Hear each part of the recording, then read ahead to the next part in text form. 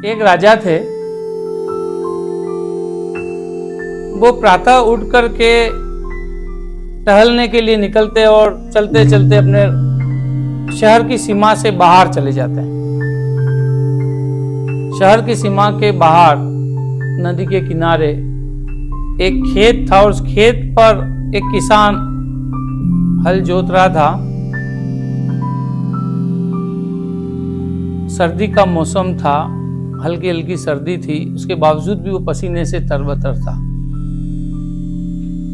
राजा उसको कहते हैं कि भाई तुम इतनी मेहनत कर रहे हो, इस सर्दी में भी तुम पसीने से तरबतर हो, तो दिन में कितना कमा लेते हो? तो किसान कहता है कि मैं दिन में 1 स्वर्ण मुद्रा कमा लेता हूं। राजा पूछते हैं कि उस 1 स्वर्ण मुद्रा से क्या करते हो? किसान कहता है कि राजन, उसके 1/4 को मैं अपने पे खर्च करता हूं, उसका 1/4 मैं ब्याज पे देता हूं, उसका 1/4 मैं कर्ज उतारता हूं और उसका 1/4 मैं कुएं में डाल देता हूं। राजा कुछ समझ नहीं पाता है, बड़ा आश्चर्य करता है कि ये कौन सी फिलोसॉफी है कि मतलब 1/4 ये बांट करके खर्च कर रहा है। तो राजा पूछते हैं कि भाई तू मुझे सीधे तरीके से समझा, मैं इसको समझ नहीं पाया।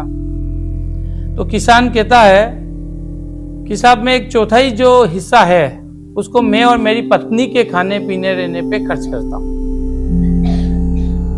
1/4 हिस्सा जो है वो मैं अपने बच्चों पे खर्च करता हूं ताकि वो बड़े होकर के हमारी देखभाल करेंगे, मतलब कर्ज दे रहा हूं। 1/4 हिस्सा मैं अपने माता पिता पे खर्च करता हूं, ब्याज चुका रहा हूं, क्योंकि उन्होंने हमें बड़ा किया, मुझे बड़ा किया है, यहां तक लाए, तो उस कर्जे को उतारने के लिए मैं 1/4 खर्च करता हूं। और 1/4 जो है वो धर्म कर्मों में मैं खर्च करता हूं। इसलिए मैंने कहा था कि कुएं में डालता हूं। मैं धर्मों पे खर्च कर देता हूं, उसका मुझे फल मिले या नहीं मिले ये मुझे नहीं पता, इसलिए मैं कुएं में डाल देता हूं। राजा को बात बहुत ही समझ में आई। उसे लगा कि यार ये किसान तो मेरे से ज्यादा ज्ञानी है, उस अपने खर्च को किस तरीके से सिस्टमेटिक रूप से उसने जमा रखा है। राजा उससे प्रभावित होते हैं और राजा उसको कहते हैं कि तेने मुझे ये जो बताया है कि 1/4 का क्या कारण है, अब तू किसी को बताना मत जब तक तू मेरा 100 बार मुंह नहीं देखे। किसान उनसे वायदा कर देता कि ठीक है साहब, राजा जी मैं आपके 100 बार चेहरा नहीं देखूं तब तक मैं ये बात किसी को नहीं बताऊंगा।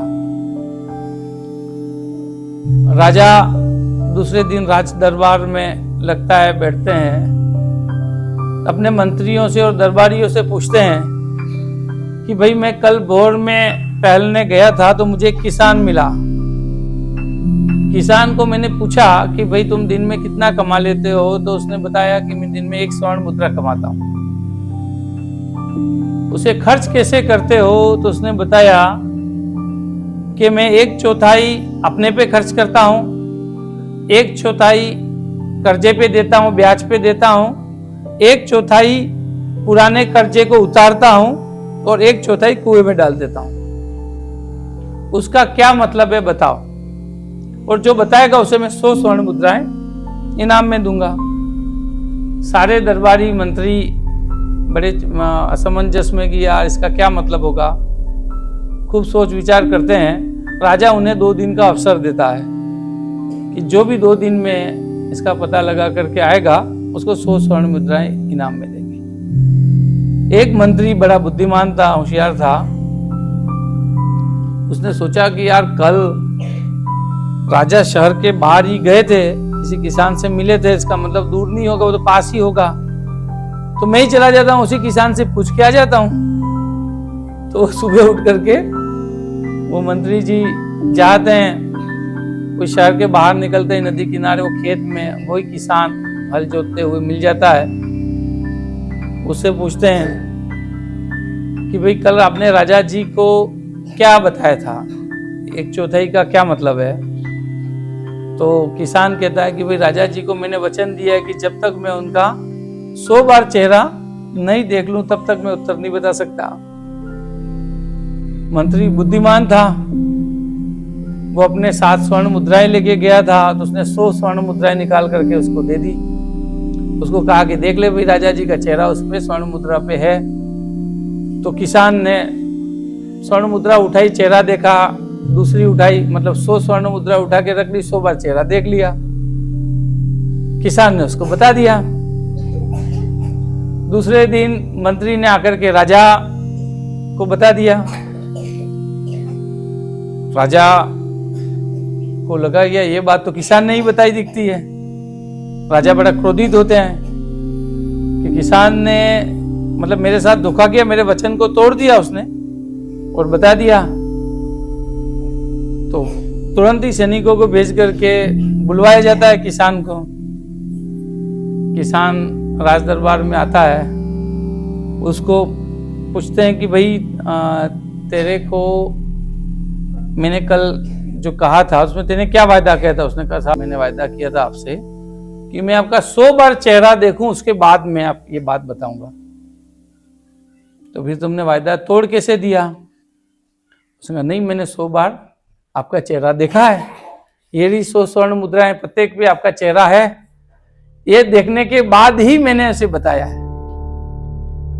तो राजा उसकी ईमानदारी और सत्यवादिता पे बड़े खुश होते हैं, को कहते हैं यार तेने काम तो सही किया, तो उसे 100 स्वर्ण मुद्राएं इनाम में और देते हैं।